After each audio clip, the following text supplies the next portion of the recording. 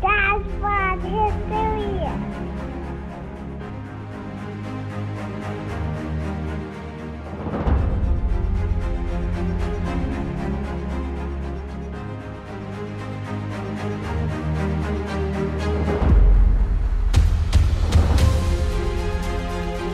Welcome to this episode of Dadbod History. I'm Jake. We got Jeff and Eric on tonight. We got a special guest, Cliff Nordyke. How you guys doing? Fantastic. Excellent. I know we're filming on a Saturday, and tomorrow is obviously Sunday. Do you guys have any Mother's Day plans? Well, God, none of us.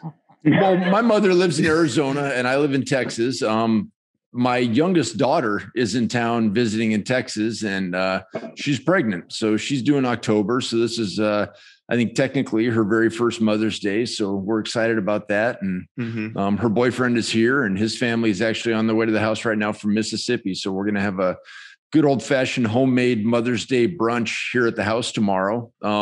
Belgian waffles, only $74 a head. So anybody who's in the area, come on by, and we'll help you out. Okay, Nice. That sounds good. Yeah, I don't know what it is about Mother's Day that just allows restaurants to just really stick it to you, man. I mean, why is the Mother's Day buffet $70? They know there's no husband or father or like son in that group that's going to be like, whoa, what's with the prices here? Because they're going to be like, really? What price have you paid? You gave life to my children, but $74? Oh, I don't know. Yeah, but this is the same man who will not let anybody touch the thermostat. I'm not doing the expensive buffets. I've been doing the Mother's Day at home for years, and I think you get extra points. You know, you make canned pancakes, some eggs made to order, some flowers in the middle of the table. So we'll be making. That's what we'll do. Me and Langston, and not my son. He's not ready, but we'll make breakfast for mommy tomorrow. That's probably going to be the big thing, and then her and I are going to go out and buy a gift for mommy as well. Because we went shopping today, and like my wife bought all these Mother's Day cards, and Langston's like, Daddy, we got to get mommy something, but we can't let her see us doing it. I'm like, no, we'll get her something. Don't worry. And so we're going to do a secret mission tomorrow to get her a gift, but we'll cook her breakfast and start. That's how we'll start. Well, I'm going to have to do brunch at home because we called today to get reservations, and literally the guy laughed at me. He's like, he goes, you're calling on a Saturday afternoon? He said, it's going to be a madhouse tomorrow, and no, we don't have any seats available. I'm like, okay. Mother's Day and Valentine's Day. Exactly. Those are the 2 days where they can charge whatever they want. Well, I told her Mother's Day brunch. Mother's Day is actually the busiest day of the year for restaurants in the United States. So is it? Yeah, every year. I guess that makes sense. Wow. Yeah, because the men don't want to cook. Or can't in some cases. Yeah, that's also true. Yeah. Yeah, I'll probably make some breakfast and eggs, bacon, pancakes. The kids might help. I may have to run out. I think we're low on the pancake mix early, but my mom's also flying in tomorrow night to hang out for the week, and so I'm probably also going to be buying like a dinner on the way home. Kind of takeout, pull up somewhere, get some takeout and bring it home, and with all the kids and stuff, but mostly laid back. And I've got some errands to run. Oh, thank you, iCalendar. Mother's Day is tomorrow. See? Pop up at that moment.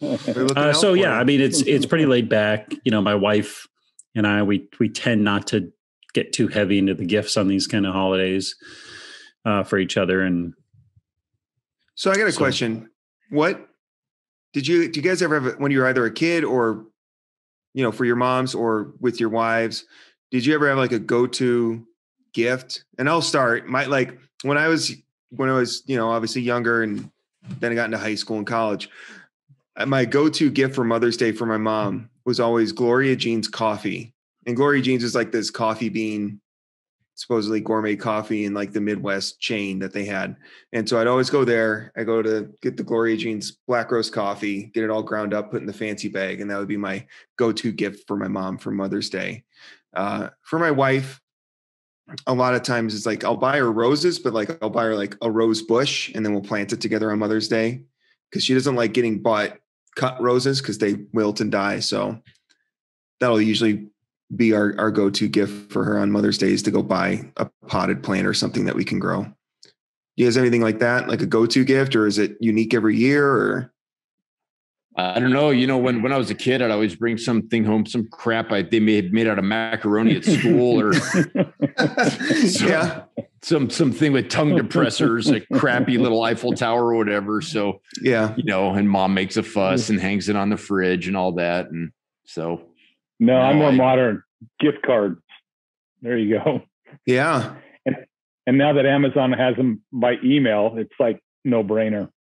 Well, with Amazon, you can always be like, honey, why don't you just get yourself for Mother's Day? And Exactly. Since I can't figure it out by asking a series of questions, I don't want to do all this thinking. Yeah. I'm just going to pay for whatever you want. What did Jeff Bezos give you for Mother's Day, sweetie? You know what we are doing tomorrow? Actually, we're going to go buy a vacuum. So I might just count. Wow. Household appliance for Mother's Day. That's bold. That is gutsy, Cliff. Gosh. Only you. I remember my wife once asked for something. It might have been anniversary gift, birthday gift, and it was an appliance. And I looked at her, I said, are you sure? Like, I'm not going to get in trouble for that? Feels like a trap. This isn't a trap. Yeah. How could you? Well, actually, I'm getting a special one. I'm getting one of those ones that's actually a leaf blower vacuum. Oh, it's a real. Wait, you're just buying yourself a gift? No, I'm getting one so she can suck up the dog hair in the house. And then you can blow it out the front door? Exactly. It's like I think this thing needs to sponsor this podcast. What was this device is. The thing in Spaceballs, Jeff? Turn it from blow to suck. Mega Maid. It was Mega Maid. Mega Maid. That's it. That's what it was. We've gone from suck to blow. Man. Okay. That's awesome. That's great. All right. Well, before we get into our episode, we're going to start a series on, I guess, Bad Men of God. We're going to probably do a 3-week series on that. And that's what's bringing Cliff on for this episode. He's going to talk to us about Porter Rockwell. And we're really excited to get into that. But before we do, Dadbod Histories is brought to you by Transworld Business Advisors. If you own your own business, then you know the challenges of dealing with employees, customers, social media, government regulations, and the rest of it. With the pandemic coming to an end, thank God, there are hundreds of buyers coming to the marketplace looking for existing businesses to buy. If you're ready to cash out, whether it's your business or Dogecoin, you need to call Transworld Business Advisors today. They have a database loaded with interested buyers and have over 40 years of experience in the industry. They will guide you through setting a price for your business. They have a database with sales data from tens of thousands of sold businesses, and they know the market price for your listing. Transworld Business Advisors will find qualified buyers with their extensive reach and market-leading advertising. Transworld will ensure that the closing process goes as it should. When you leave the closing table, you will get paid in real fiat currency and will be free of liability and responsibility. Does Transworld accept cryptocurrency yet? Do we know? Or pay out in it? Yeah. It's pretty much American dollars. So, okay. We're still dollars. Okay. Those are still good. All right. If you are a buyer, Transworld can help you as well, from evaluating a business to helping with funding. They are there for you all the way to your first day as the owner of your own business. Call today to set up a discreet and confidential consultation with a local representative. You can reach Jeff Peterson at 903-422-6818, or you can go to www.tworld.com. Again, that is www.tworld.com. Boom. All right. Every time I feel like we're getting better. Yeah. I can't wait. I'm so glad we didn't just like cut one together and drop it in, because doing it fresh every time. It's exciting. So good. Yeah. I love getting paid to talk. And so this is really working out for me. Well, and it gives future sponsors an idea of the amount of enthusiasm that Dadbod History brings to, getting the ideas across that our sponsors want brought to the table. It's and very the important. Range of our, like Jake and I have a great range in our voice. Do we? Well, I was always told by my students that my range was just loud. That was it. I just got louder. Like my affect didn't change. Trans World Business Advisors. Yeah. Like that. Dad bod history. Like it wasn't like when Will Ferrell played Janet Reno. That's what my range was. Anyway, what are we talking about? Okay, so I have a question. Oh, sorry. Before we get into Porter, I have a question for Cliff. So, can I plug your Instagram here, Cliff? Yeah, it's Mormon Pipes. That's it. And it's not plumbing; it's tobacco pipes. So it is.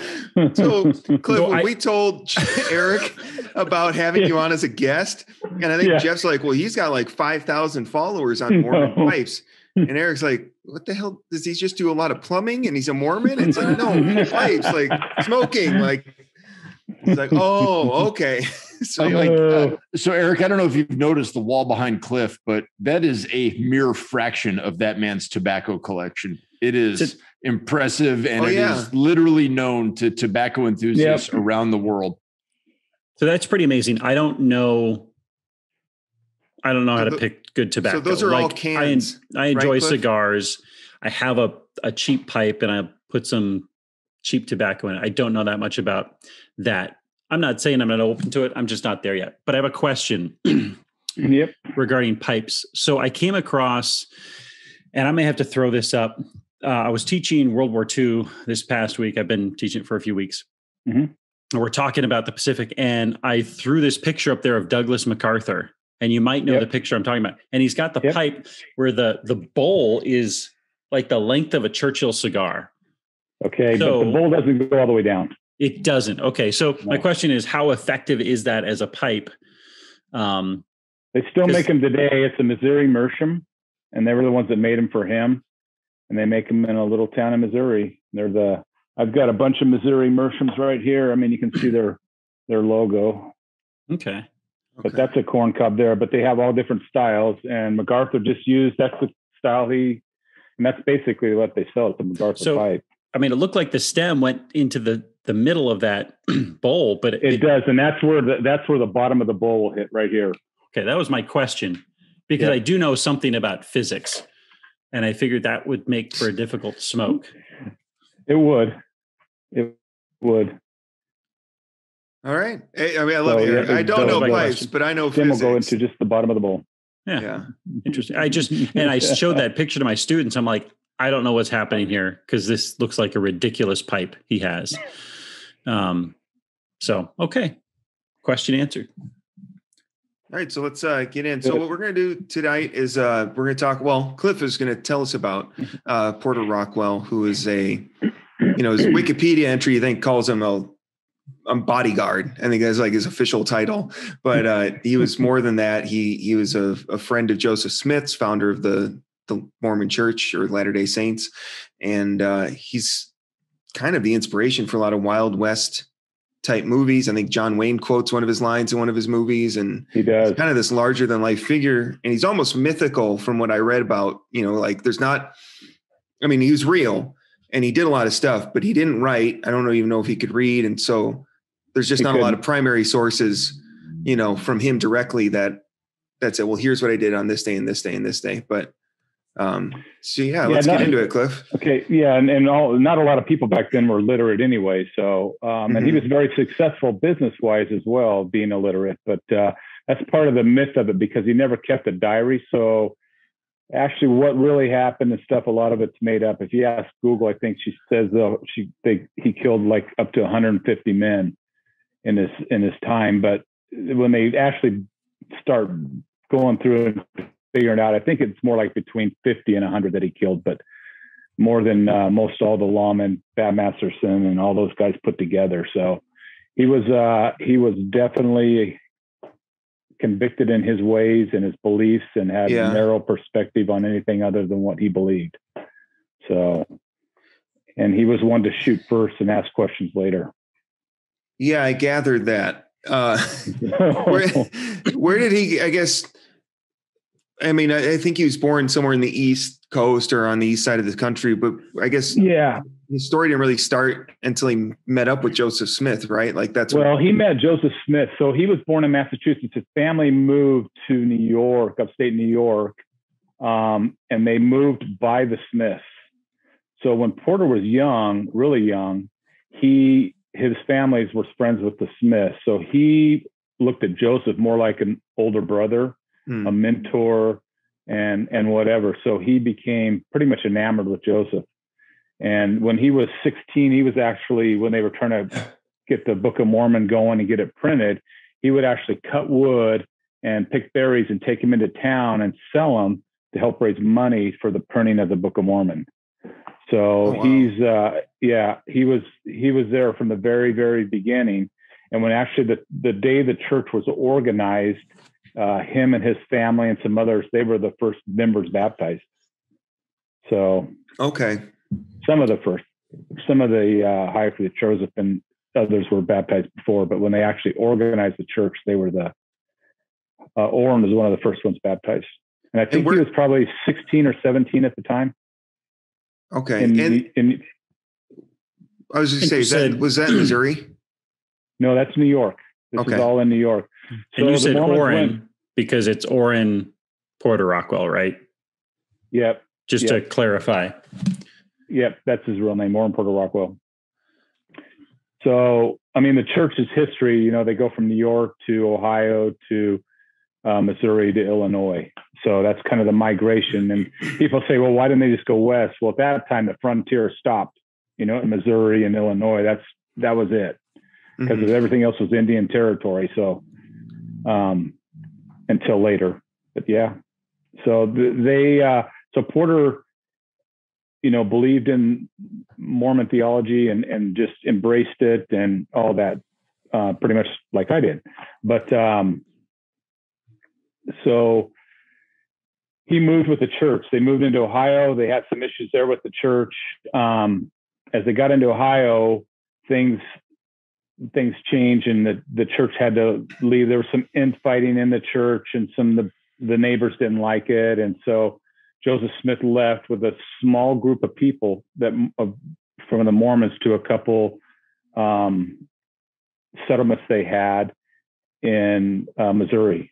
And so that's how they went to Missouri. What were some of the reasons that they kept moving? You said they moved from New York to Ohio to Missouri. Let's just take Ohio first. So they've got the group of members in the church in Ohio, and there's some things that were going on there. They're getting pressure from the outside. And the reason they moved is one of them, there was some serious accusations against Joseph for womanizing and doing different things. And so the church, there was a lot of internal strife. And so things were just not going well. But when you look at it, because Mormonism was so new, their beliefs were kind of far out there for a lot of people to accept, but they were a very powerful group. And so when they would move, there's multiple things that happened that, as somebody that normal being there, first you got these huge influx of people, so land values start to increase. So if you're local and want to buy land or use land, all of a sudden these land values are increasing. People didn't speculate land back then like they do now. So it just became harder to buy more land to produce food and wood and different things on it. Commodities went way up. The other Lumber. things too, go figure. Commodities, food, and everything starts going up because you got a lot more people there. So also, they had a firm opposition to slavery. And in Missouri, that wasn't really taken as keenly. But probably the biggest thing was that, one, polygamy. People did not like polygamy. But the biggest thing was the electoral growth, the voting. So at the time in Nauvoo, when they were settled in Nauvoo at the very end, before Joseph Smith killed, they were the second largest city in Illinois, just slightly smaller than Chicago. Oh, wow. So can you imagine that voting populace now that's all Mormon, what the people are thinking? It's just, and that's what happened in Missouri too.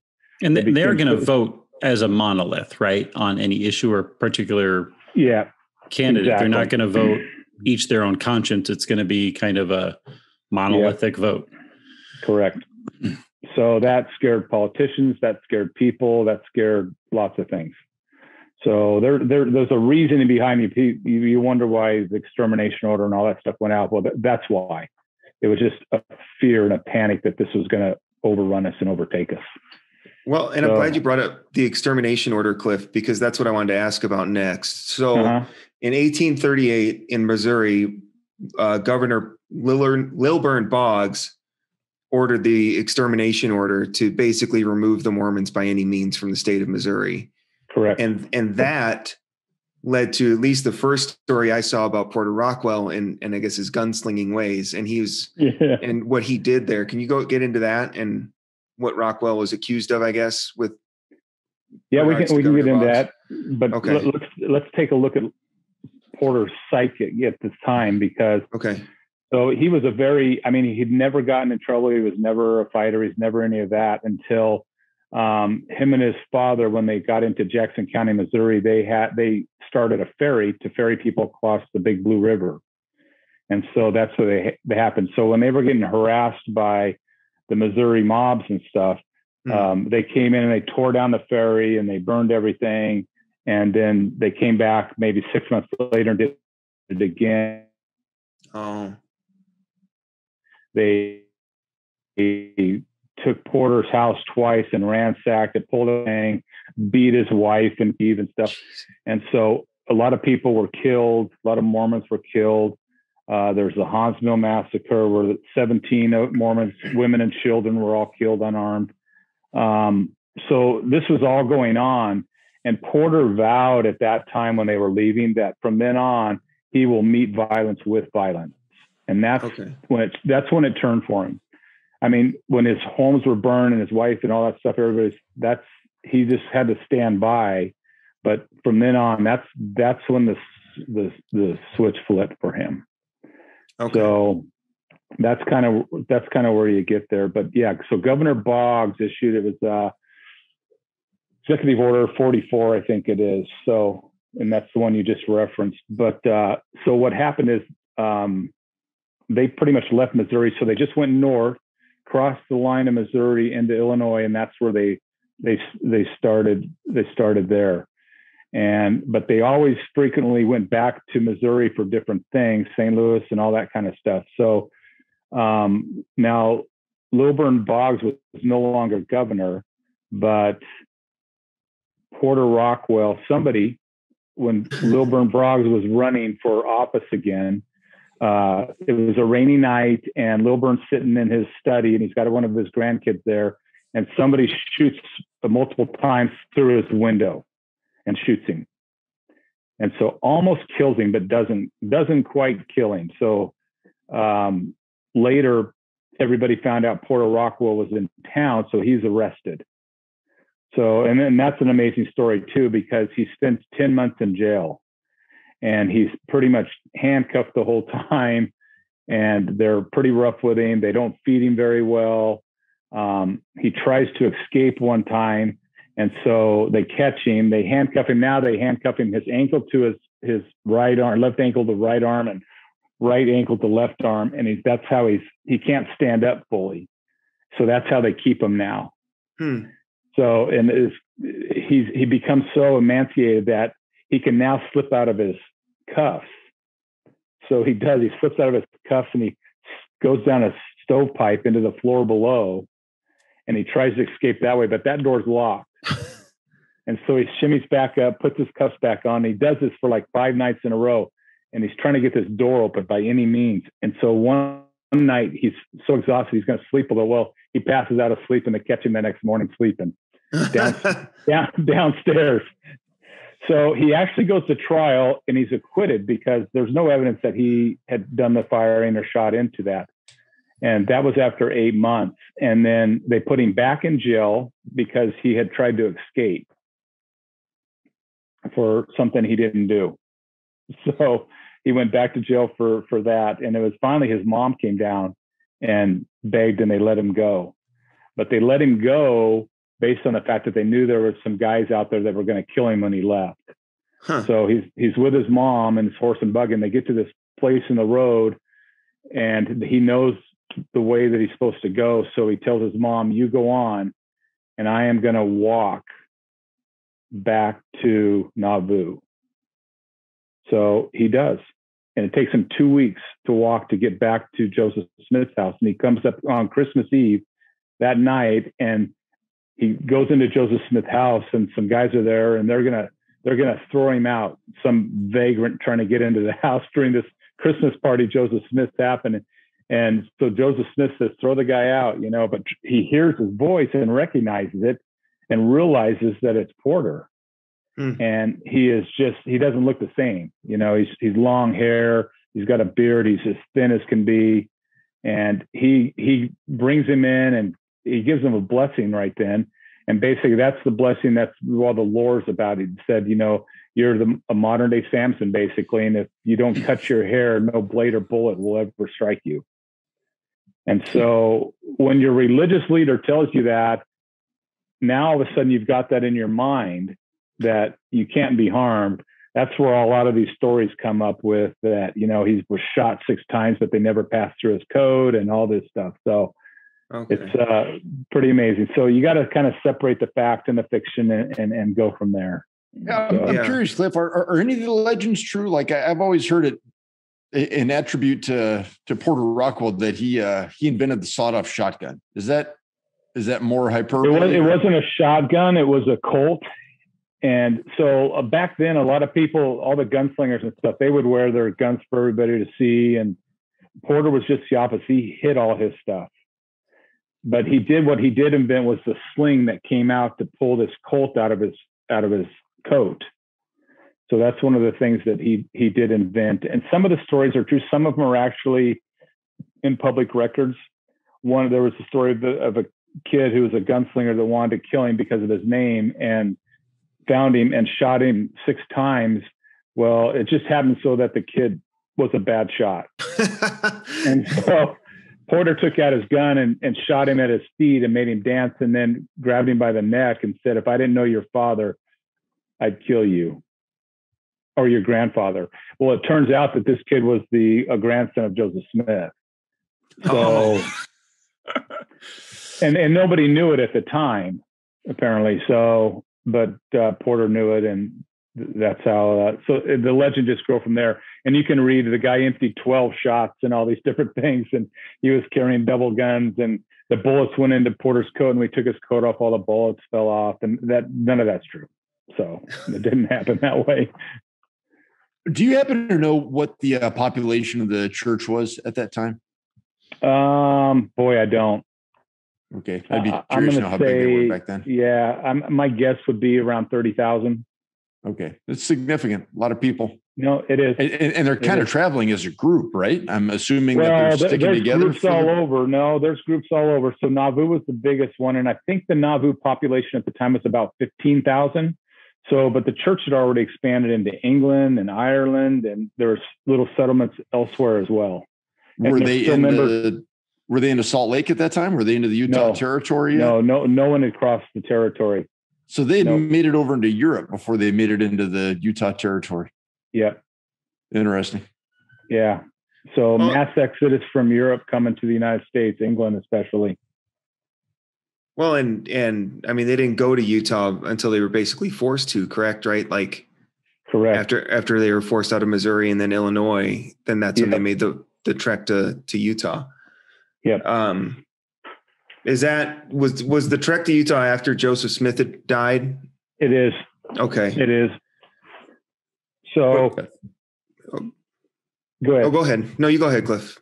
And when Joseph Smith died, so Porter was with Joseph Smith, and Joseph Smith, and it was Hiram, his brother, and I can't remember who the other guy was. Willard Richards. Joseph Smith. So things are just getting heated, and Joseph Smith announced he was going to run for president of the U.S. And he's got this huge following in Illinois at the time.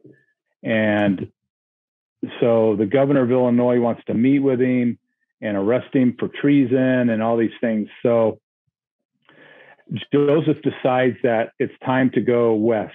So he takes Porter, Willard Richards, and his brother Hiram, and they head off. They didn't take Willard at the time. They head off. They're going to ride west. They're leaving. He's leaving his family and everybody behind. The militia's in Carthage at the time, Illinois, which is right next to Nauvoo. The governor's coming in. It's just this chaotic scene going on, and they get across the river and they realize they need more horses. So Porter goes back to get more horses and runs into Willard Richards, who says, hey, I just met with the governor and really they want to talk to Joseph Smith and all this stuff. So he goes back and brings Willard with him and says, hey, this is, and so Joseph listens to Willard, and Joseph Smith prophesies. He says, we can't go back. He said, we will die if we go back. Mm-hmm. And basically Willard's saying, you know what, you can't leave your people. This is the time that you need to stand up and do all this stuff. And so he basically turns to his brother Hiram and says, you know what, you're my brother. What do you think? What should we do? And Hiram says, I think we should go back. And Joseph Smith tells him again, if we go back, you and I will be killed. And Hiram basically says, let's take our chances and let it be in God's hands. So they do. They load up everything, and Porter takes him back across the Mississippi, and they arrest him and take him into Carthage. And basically the governor promised everybody that he would be kept safe, and he brought the militia, the Carthage Greys, the militia down there, and they were in charge of keeping Joseph safe. So, which they didn't do. So they were pretty much against the Mormons anyway. So they were a good part of the reason he was killed. Really, they're the ones that actually did the killing. Okay. So that's the killing of Porter Rockwell you're talking about. No, it's the killing of Joseph Smith and Hiram Smith. Okay. So at Carthage jail when they were in jail. Okay. And so the mob broke through, and so in fact Joseph Smith had told told Porter wanted to go with him, and he told Porter, said, you stay here. I want you staying here with the saints. I want you to protect them. Don't worry about us right now. Mm-hmm. So when Porter had heard that they were killed, he was extremely upset. He rode through town crying, telling everybody, riding the horse through, that they've killed Brother Joseph. They killed Brother Joseph. And one of the things he did do, he wanted to find out who was running the Greys at the time. Which person, and this guy named Frank Worrell, who was the head of the Greys. And so what's the Greys? The Greys was the Carthage militia that was hired by the governor basically to protect Joseph Smith while the governor talked with the people. Okay. So, and why the governor's given this speech about how everybody's going to be great kumbaya deal, they murder him. Jeez. So, and so then Porter wanted to find out who the leader of the Greys was. Yeah. So that leads us into the first time Porter's really, besides what we know about Lilburn, he was actually tried a second time for Lilburn because Lilburn sued him civilly. And he went to court over that, put in jail, went to court over that, and again was acquitted. So it was pretty wild. But anyways, it's funny. So that happened on June 27th of 1844. I think that's when Joseph Smith was killed. So it would have been, when was it? Yeah, so September 16th of the next year. So just by happenstance, there was a semi-Mormon sympathizer sheriff named Jacob Blackens, who was in that county at the time. And so he was riding along the road, and this wagon, he passes this wagon. Well, in that wagon and on the horse, actually on horses, was Frank Worrell. Okay. And the guy that was leading the Greys. And so they knew that they didn't like the Mormons, and they didn't like Blackens because he was somewhat sympathetic. He wasn't a Mormon, but somewhat sympathetic. And they talked about why he was there, about basically killing him, And so he got a little spooked and took off on his horse, and they started chasing him. So he's riding as fast as he can. These guys are behind him a ways. And there's a watering station there, and he pulls up to this watering station. There's two guys there, and he says, basically, hey, I'm the sheriff, Jack Blackens, and I deputize both of you to help me with this mob that's coming after me, these guys coming after me. And so they come over the hill. Well, the two guys that were there, one of them happened to be Porter Rockwell. So Porter Rockwell actually recognized Frank Worrell and shot him a couple times, and shot another guy, who's the other guy, Robert Smith, who was one of Worrell's friends, shot both of them. And so they turned around, they took Worrell back, put him in the wagon, and tried to rush him to get medical help and stuff. Well, Worrell ends up dying.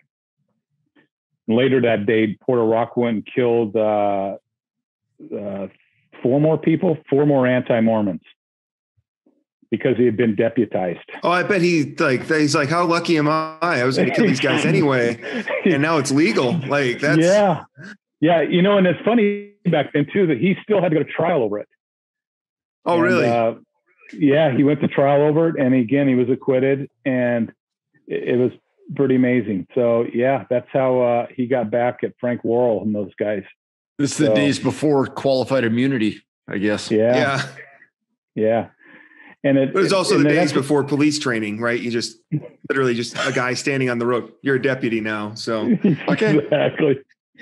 So, but then he was taken into Carthage and then to Quincy, Illinois, and stood trial for Frank Worrell's murder, and was acquitted.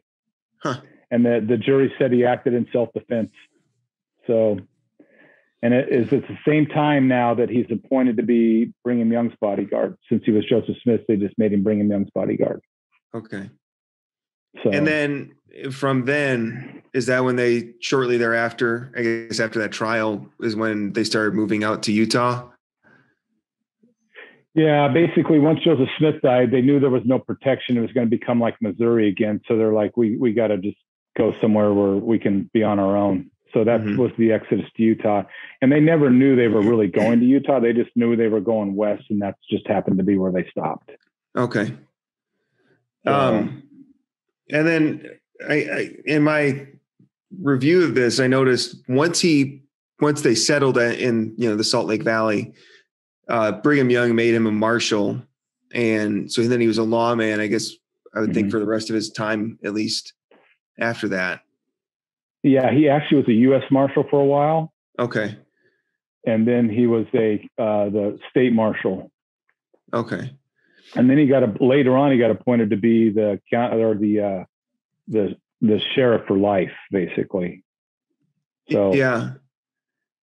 But he rode the Pony Express. He opened some saloons. He had a brewery company, and he was actually one of the guys that went over to Sutter's Mill when they, because it was the Mormons that found gold at Sutter's Mill.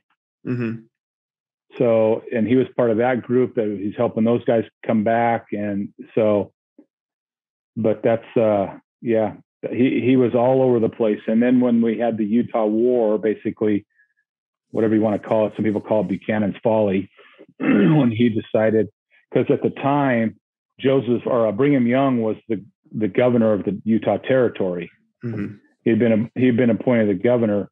Well, the problem was, again, so they're having these issues with the government again, and even at clear out in Utah. So before the South, Brigham Young tells Buchanan, we want to secede from the Union. This is our land. We want to be done, and you guys don't bother us anymore.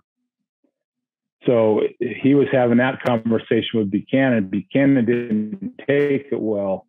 And so he appointed Cummings as the new governor and sent 1,500-man troops out to take over Utah and install Cummings as the new governor. So that was quite an experience. But Brigham Young had basically met with Porter and said, I want you to go out and meet this force and harass them all the way here. So that's what him and his group of guys did. They went out and met the force, and they would burn the prairie in front of them so their livestock couldn't eat. They would try to catch them downwind and burn the prairie into them. They would shoot out the spokes of their wagons. They would, kill all the game ahead of them. They did all kinds of stuff to hinder them. They would poison the water. And these guys just had this group of soldiers had them it took them almost a year to get there. Wow. And these were this group was known as the Avenging Angels. Is this where that term Avenging Angels came from? Was this group? No, that's Porter. Yeah. No, that was Porter's nickname, the Avenging Angel, or okay. So it was just an individual, kind of thing, but that was his. I guess I had heard it some time back that it was a group of people who were tasked with this, but I guess if it was him, you're thinking of no, that's another group within the church that basically, so part of the issue when we go back to Nauvoo, where the church started falling apart with Joseph Smith. So in Ohio, they came in and they broke up the printing press that the church had. And the Mormons that really stuck with them bad.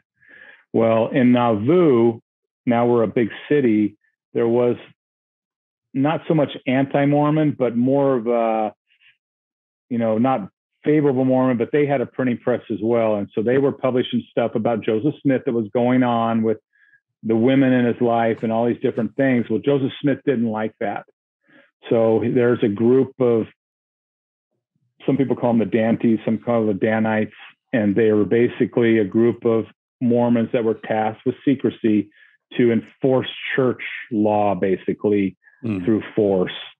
And so that's one of the things where Joseph Smith lost favor with a lot of the saints in Nauvoo, was Porter Rockwell as part of that group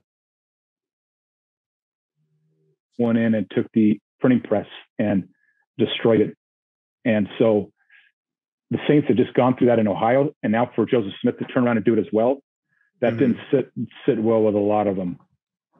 So that was a bad. Like he was letting the power or prestige kind of get to him, and in their mind. I mean, he had, and the thing is, a lot of it, you have to understand too, the way the church was organized, there was called the Group of 50, and these 50 men kind of controlled everything. So it wasn't Joseph Smith just solely.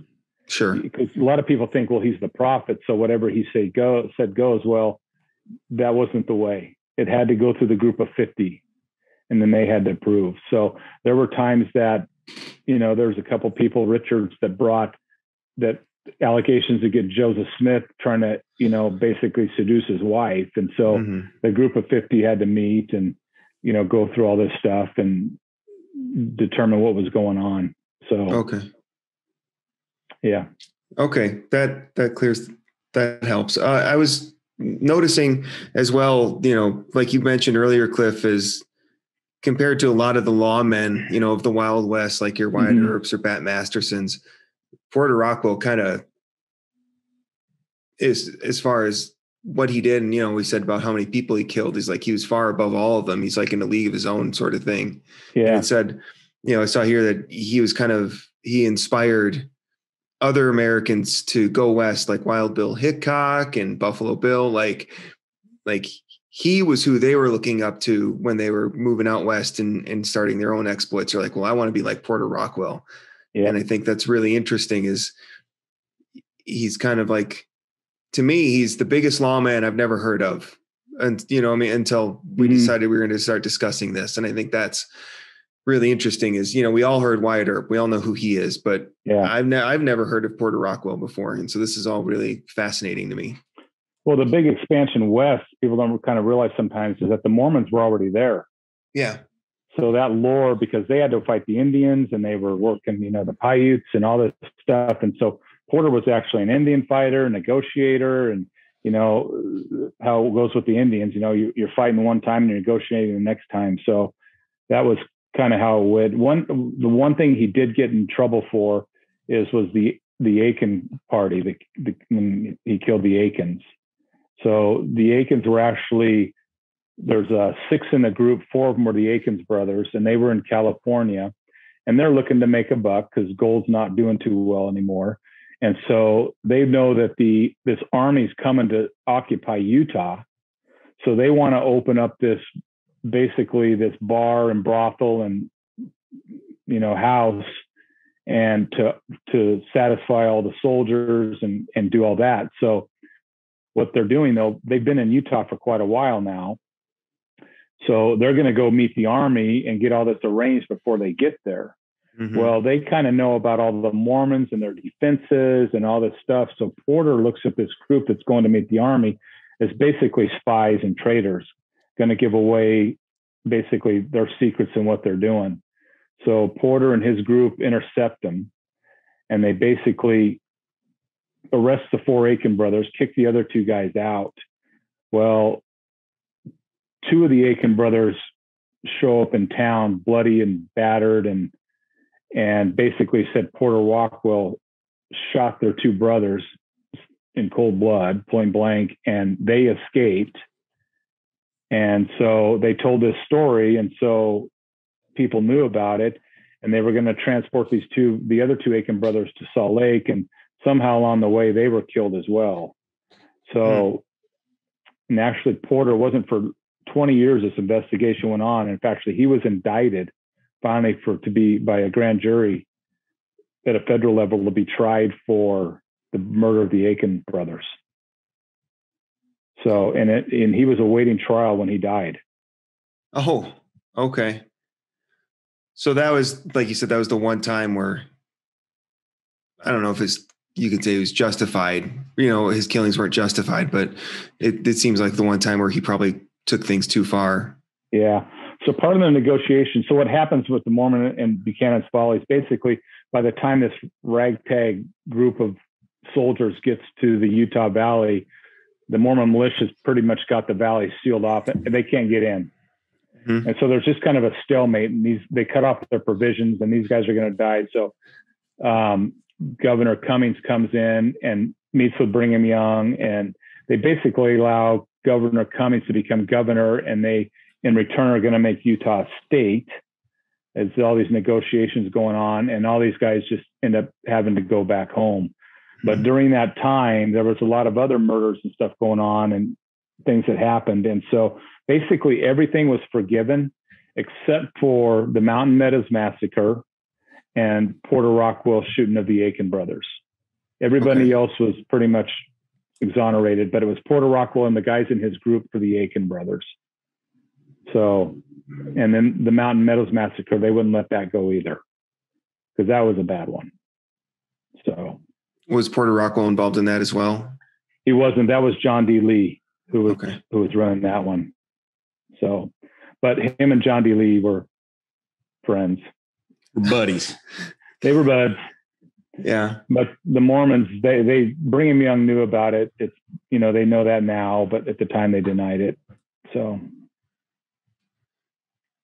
No, I'm curious, Cliff. I mean, having lived in Arizona for a while, lived amongst the Mormons, as it were, and found them to be a, pretty much, for lack of a better word, a pious people and very affable and easy to get along with. And, they hear the whole thing about Porter Rockwell, and it doesn't really jibe with the modern view of the church or the modern way the church presents itself. What is the church's position nowadays about Porter? Do they kind of soft sell what he did, or do they accept it as that was a hard time and that's what we had to do, or what do they have to say about it? No, most of them look up, like when I was a kid, I thought he was a hero, and he was somebody that, stood up for the church when others couldn't or wouldn't. And so he's still kind of viewed that way today amongst the church. So that's just, but the thing is, I mean, again, it's hard to judge history looking back on it because we weren't there. Right. We don't deal with the times, the people. We don't live in those times or deal with those hardships. So it's hard to judge him for that. But that's how he is. Well, and I think when you mentioned, Cliff, that the prophecy that Joseph Smith called him basically his Samson, and Samson wasn't a nice guy.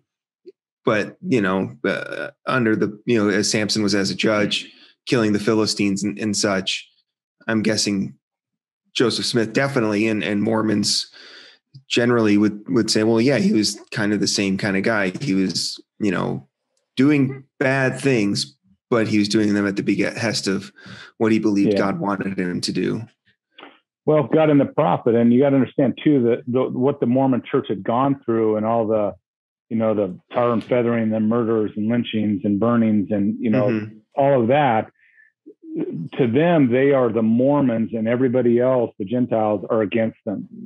Yeah. So, and no matter where they go, they're getting persecuted. So, here's one guy that's actually given back to, what they're getting. So, I don't think anybody minded it.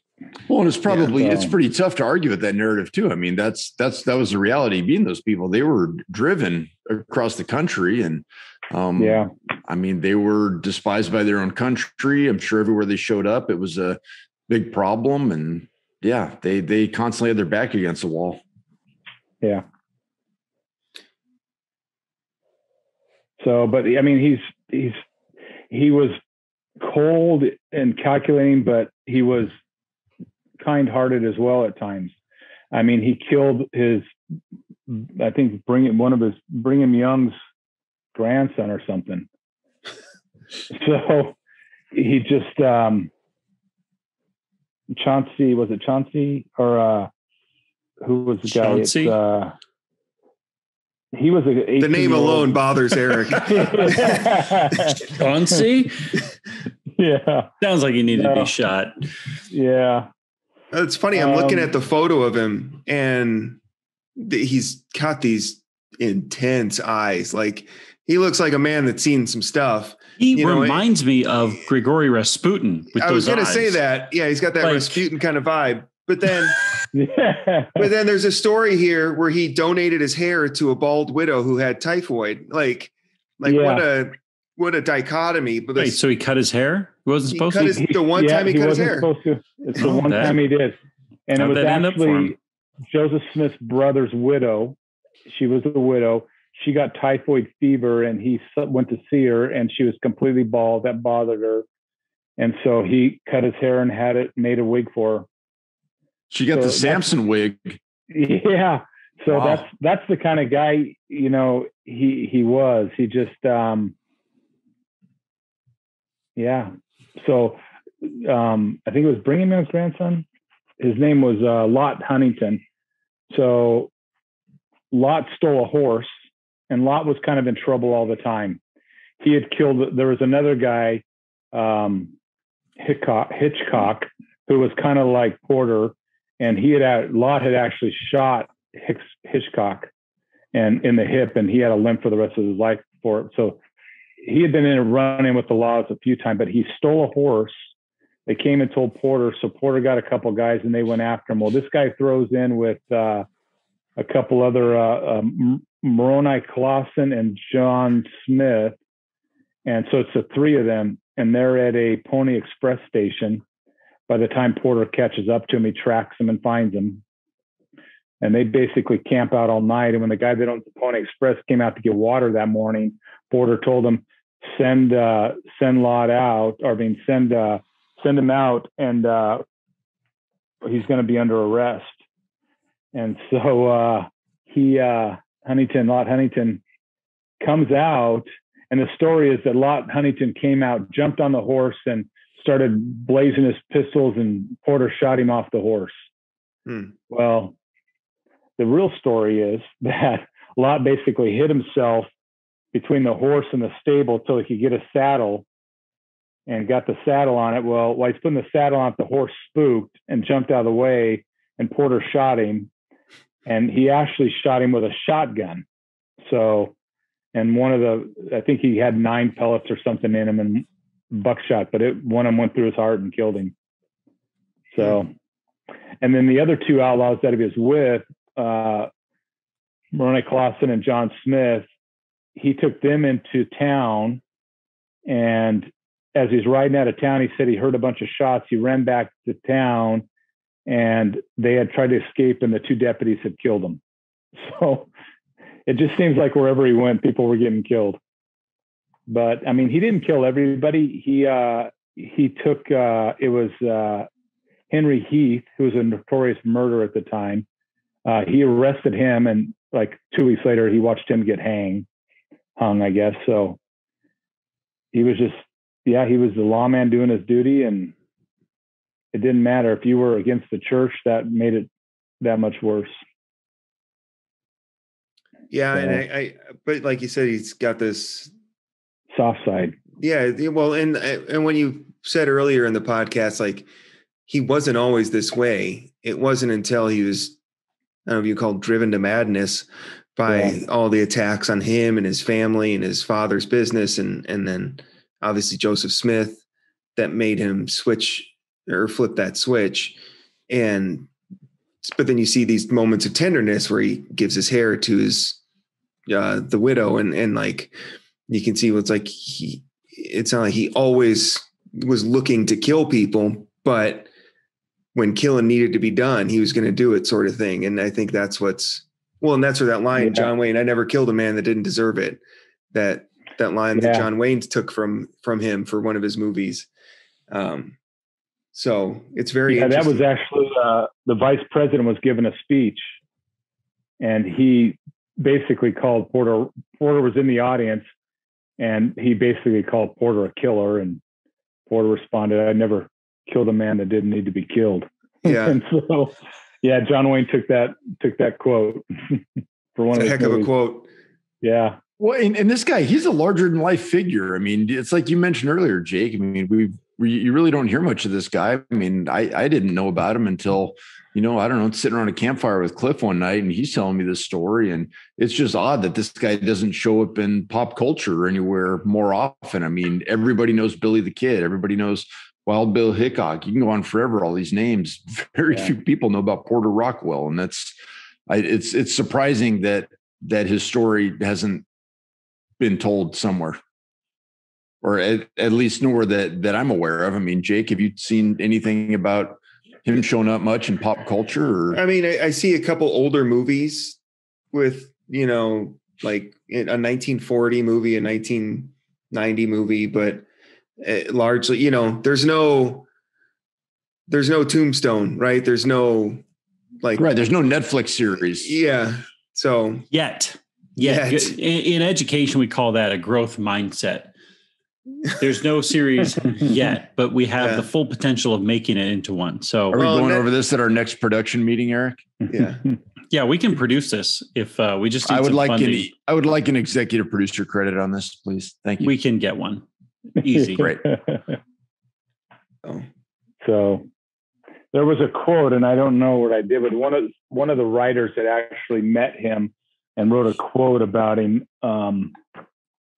but just how convicted he was in how narrow-minded he was in his perceptions of things and his convictions, and how he had the tenacity of an Indian and all these different things. Where, I mean, I should find the quote, but it describes him to a T. It's pretty amazing. Yeah, he's seems like a fascinating person. Like I wish I'd known more about him, and I probably will read more about him now after hearing that story, because the greatest characters in history are complex, and he's a lot more than just a gunslinger or a lawman. I mean, he was a family man. He was a bodyguard. Like, there's a lot there, and that's really fascinating. Yeah, I think he had been married 4 times, I think. I love it because I looked at the Wikipedia article and said he had gone to a play with his daughter. Children. It goes, at least 7. Like, we know there were 7. There was probably more. Like, at least 7. Yeah. So fascinating. So,